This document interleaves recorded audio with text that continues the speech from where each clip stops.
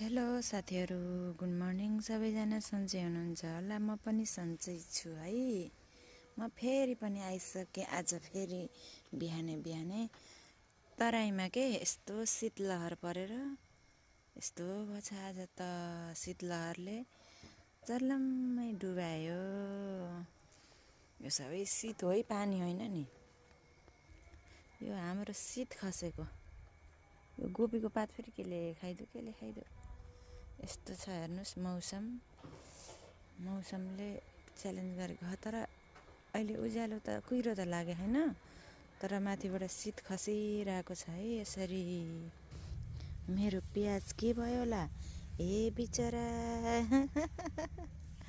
यो फाल्दिन पर्ने अवस्था भएको रहेछ। यस्तो भएको रहेछ। अनि हाम्रो धनिया के साथीहरू, शीतले अहिले त केही हुन दिएन। ल हेर्नु त, लसुन पनि यस्तो भयो। यही सागलाई छ। अरू त चिसो छ, जाडो छ। तपाईँहरूकोतिर के कस्तो छ? अब हाम्रो त आलु मर्ने भयो नि।